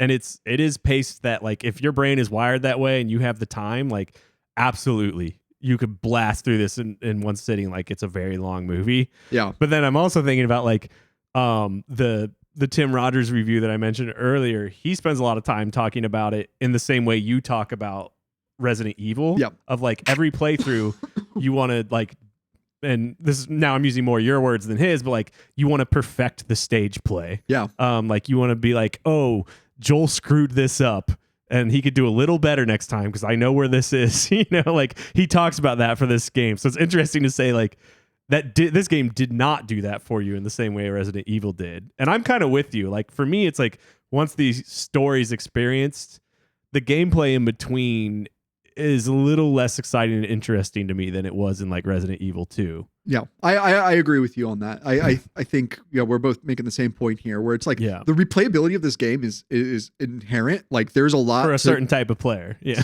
Yes, but for my specific taste, I would much rather prefer a shorter game and way more focus on exploration more than going on the rails, because this game feels like it's a little on the rails sometimes in a way that the Resident Evil titles have never felt that way. Yeah, and like cleaning that up out of your Resident Evil run, I can see like you're saying like that's more fun than cleaning up your run through the rails of this. Yeah.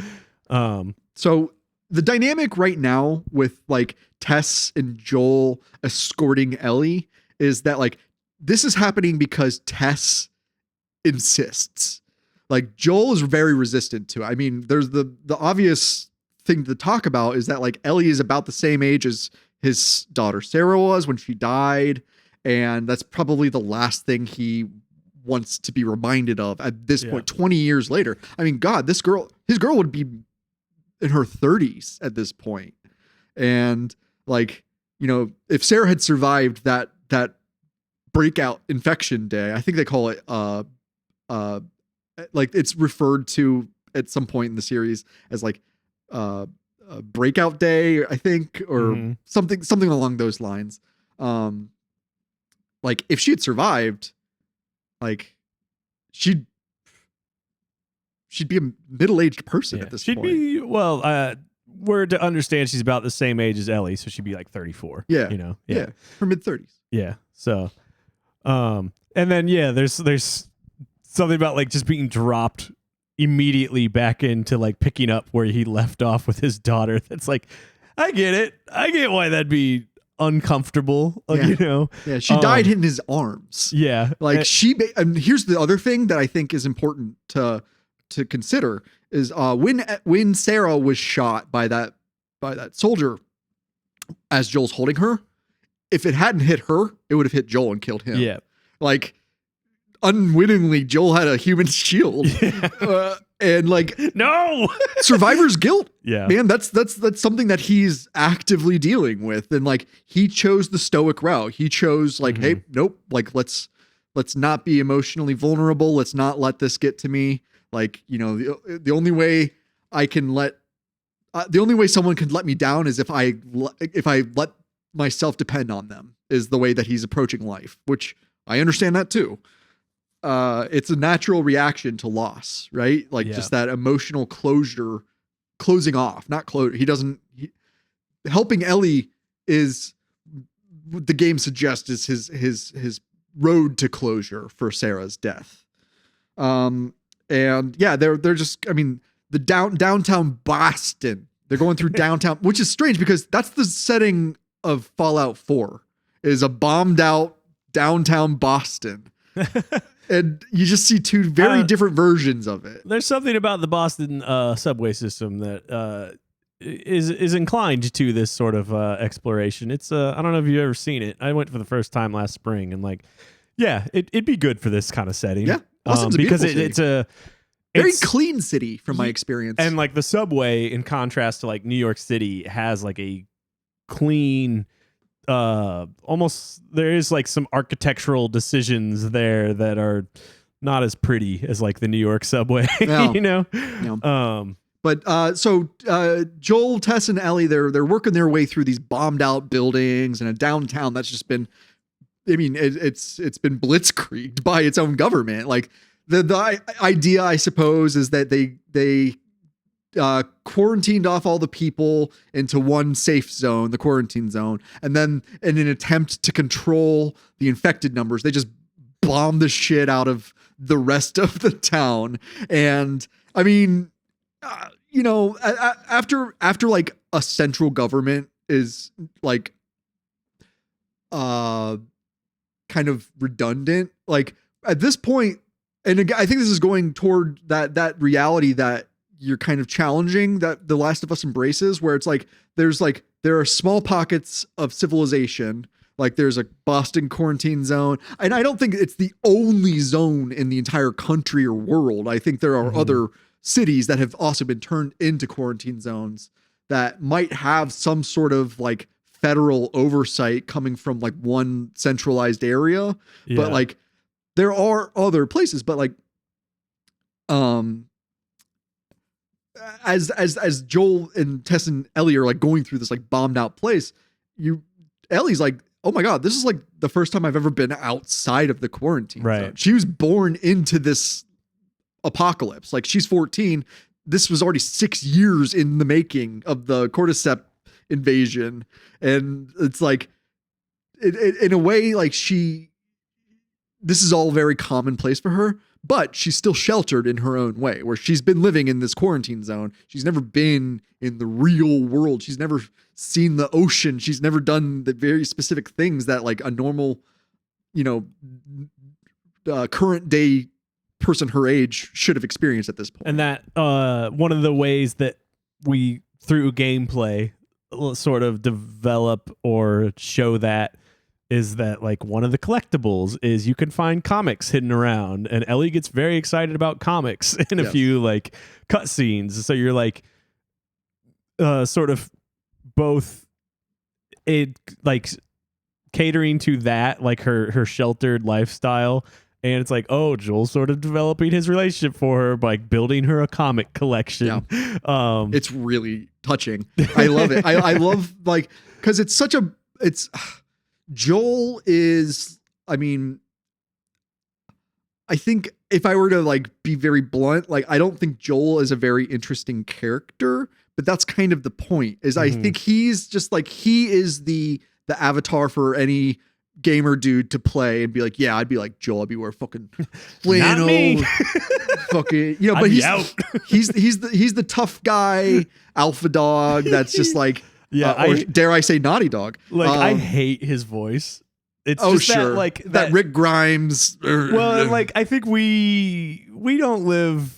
Like we live in the gateway to the South, you know, Cincinnati, Northern Kentucky. You live in the Indiana area where it's like, that's just a certain kind of guy who like, he's like, well, I talk like this, therefore anything out of my mouth is correct. You know, it's just like, like really makes it hard for me to find him affable in any way. Well, that's kind of the point. And the game is going to continue to challenge like you're wanting. I think campers, go back and take a listen to Junior Camp Counselor's Camp Counselor Josh's extended review of The Sopranos, because your assessment of Tony Soprano, I think, is actually just as cognizant with with what an assessment of Joel could be, in terms of like, yeah, he's the protagonist, but that doesn't mean the decisions he makes are of the best caliber or honor. There's a lot, and I'm excited to continue through this story with you. Well, and contrasting with Tony Soprano as a character, we are, like we said earlier, there's a missing camp, or in the case of The Sopranos, like a humor that endears you enough to that anti-hero character that like you're not rooting for them, but you're really excited to hang out with them. Yeah. That like is missing for me with Joel. What's the title of that review if you want to? Oh, I don't know. It's Carl's Manager on YouTube. We'll link to it and just look at Carl's Manager, The Sopranos. Yeah, we'll link below. Yeah. I've said that twice now. I'm gonna regret. Now I'm giving myself extra work. Great. Yeah. But like that's missing for me with Joel. Again, it's not like turning me off to the game entirely, but like, ooh, if it was a little more of that and a little less of this Wheaton speak of like, oh, we're sarcastically detached from everything, I would find him a lot more interesting, I think. Yeah. And again, it's just that's a product of the moment it was made more than anything. I'm just grateful that this didn't go like the Deadpool route. Yeah. With an anti-hero. Too far. Yeah. Like I truly don't care for that. It's a delicate balance. Yeah. Yeah, it is. Okay. I have more that I'd like to talk about the clickers as an enemy type, because this is what I like about the combat when you're dealing with the infected in The Last of Us. So the clickers, right? We already talked about like they've got the fungus growing out of their head so they can't see and they only operate on sound. And the way that they intersperse clickers with normal infected makes it so that if a normal we'll just call them zombie. If a zombie sees you, it runs at you and makes noise, thus alerting the clickers. The clickers are more dangerous than the zombies because the clickers have an insta kill. Oh, yeah. Once they run up on you, unless you got a shiv. Unless you've got a shiv, and we should also talk about the supplements that the way that the game levels your character up in terms of skills, just finding health. Random pills. You find pills and you just take pills. Fix yourself with pills. It's great. You know, right now I'm trying to get my cholesterol down a little bit. So I got that Lipitor going. No. I do. I'm taking garlic supplements. Nice. And salmon oil supplements, and I'm drinking a lot more green tea, and so I'm trying to solve my problems with pills, but with supplements. You're gamifying it, just like Joel. Yeah. I just need to level up. But yeah, Joel finds supplements, and that helps him learn skill. Like apparently, if you take enough pills, you can learn how to make Molotov cocktails. I don't think that's through pills. That's I think that's something you it find. It is isn't because you've got different branches that you can do. You can do like your health. You can do combat stuff. I wonder if they changed that because curious. I'm pretty sure I learned Molotov cocktails in my run.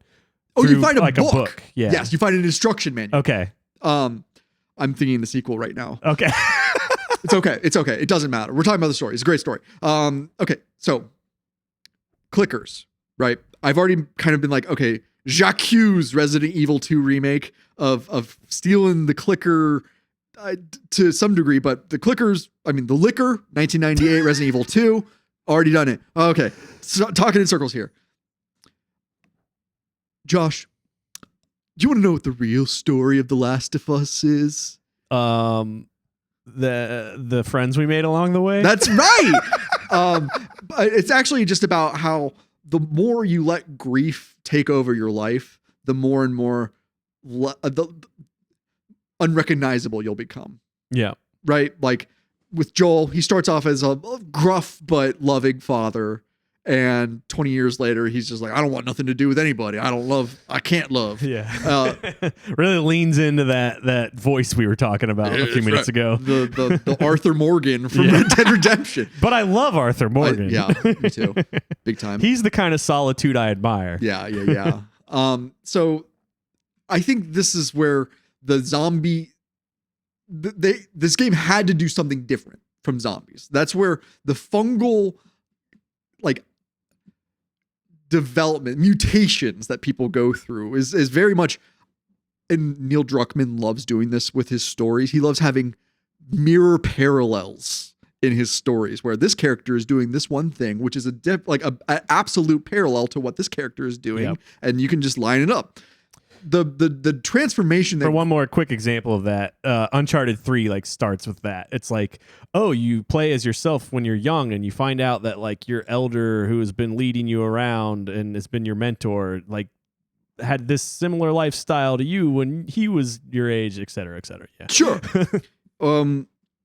The cordyceps infection is a parallel to Joel's grief, where it starts off where you're just this human in a frenzy, and then the grief takes root in you, and it starts to show on the outside. When you know someone who's in like deep mourning, you see the difference in the photos from before and after the event that happens. Sometimes you'll see like a change in their eyes, and just like there's something like that you see in a widow's eyes that you don't see in a bride's eyes, right? Yeah. And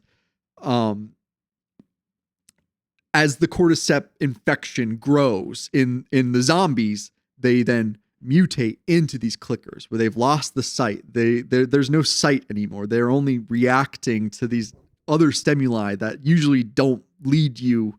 You know, when you're a human being, our eyes are pretty important in our everyday life, but they lose the eyes and they lose sight of who they are and what's around them. And now they're these unrecognizable monsters who are doing these things that you couldn't imagine the first thing doing.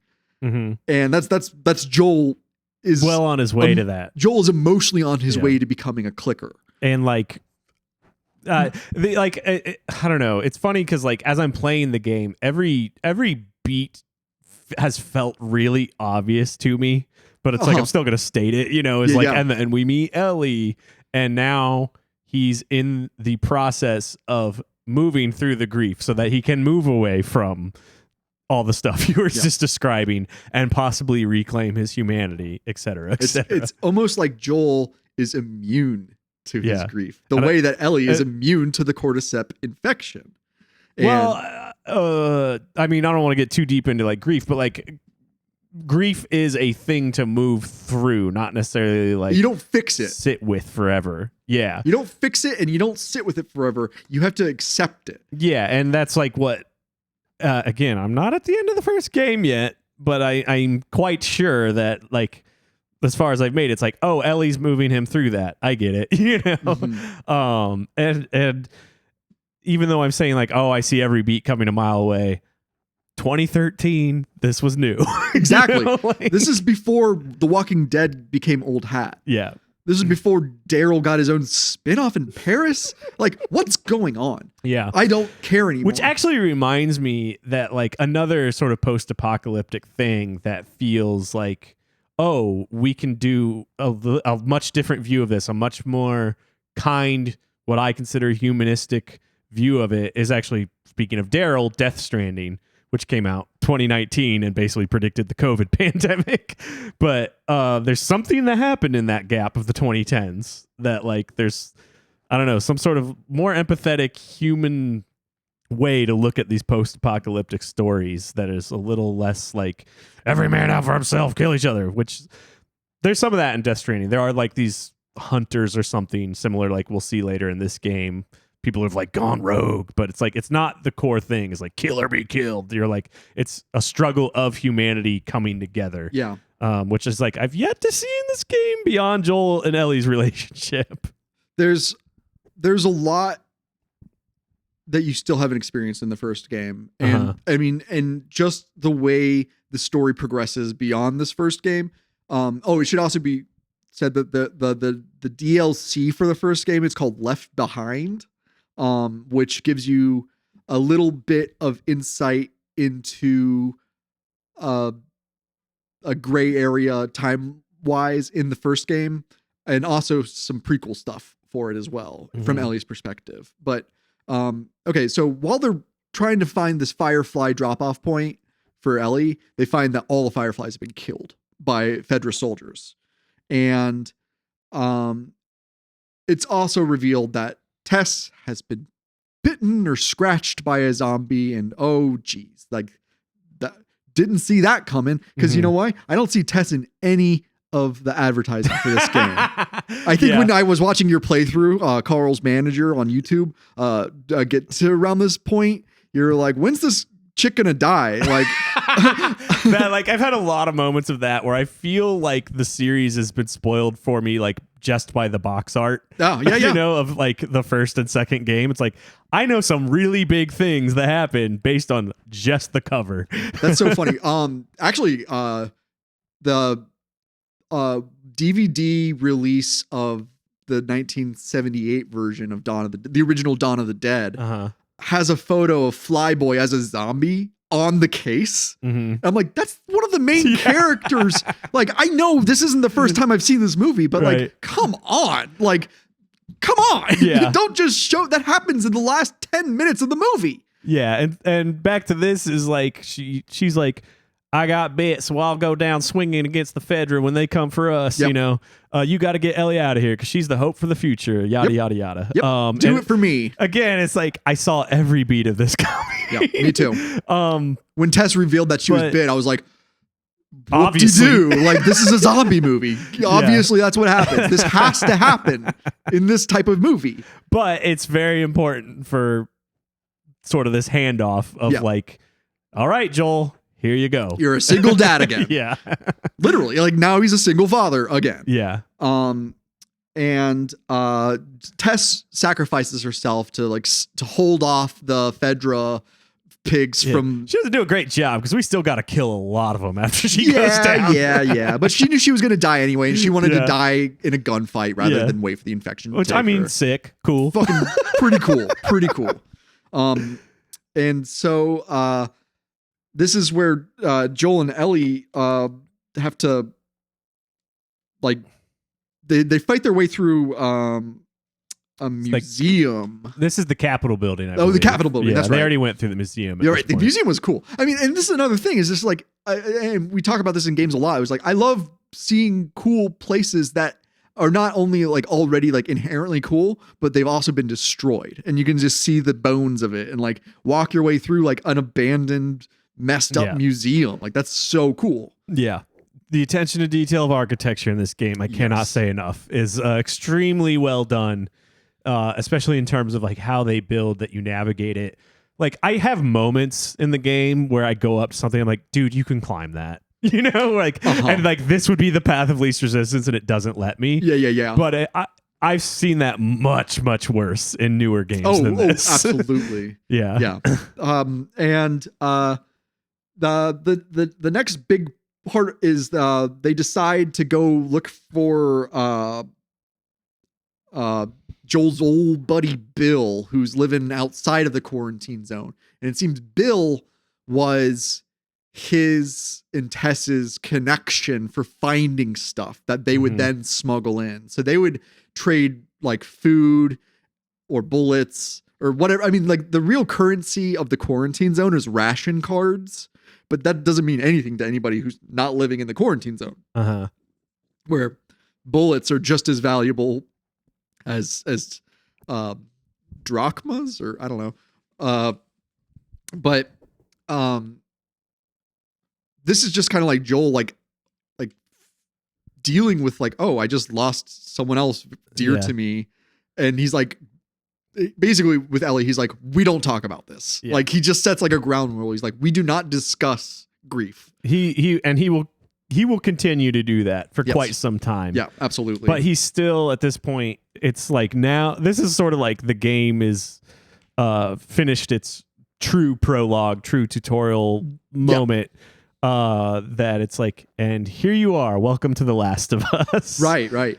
That's where we'll wrap here. I'm actually kind of glad that you are paying attention to enough detail that we can get some meat off this bone. Meat off of the bone here. Yeah. We're gonna dedicate probably 3 to 4 episodes to The Last of Us game. Yeah, we'll find out, because this is helping me slow down and enjoy it more. Because I was telling you before we were recording, I'm like, that wasn't really much for me to chew on until I got about 2/3 of the way through the game. But yeah, I mean, I'm appreciating it more, slowing down and talking about it this way. So it's I mean, this game, I think up to this point, it's sold something like 17 million copies. Yeah, and it was the game of the year for like a million different, like whoever gives awards for that type of junk. They said it right on the box. Over 200 Game of the Year awards. That's how many fucking awards are there? Like that's that's stupid. Counting like every notable review website. Yeah, which everybody has a gaming website. Everybody has a gaming podcast. So they're all idiots. You know, it's like if the right if we declared something Game of the Year and the right person found it, they'd slap that on their box. You know, if it'll move a few more copies. Camp Video Game seal of approval. Okay, so join us next time when we follow Joel and Ellie on their wild road trip across America, and they're gonna go find the Joel's old pal Bill, who's a fun, interesting character in this video game. Yeah. So, anyways, watch out for runners and clickers. Stay safe. Stop spreading those spores around, campers. Yeah. Till next time, stay alive. If you'd like to write to us, send a message to campvideogames@gmail.com and follow us on Instagram @campvideogames. If you want to become a real happy camper, you can support Camp Video Games on Patreon. For $5 a month, you'll be granted access to even more discussions about movie-based video games, game-based movies, full-length commentaries, playthroughs, and more. Whether you sign up or not, we're glad to have you here at Camp Video Games.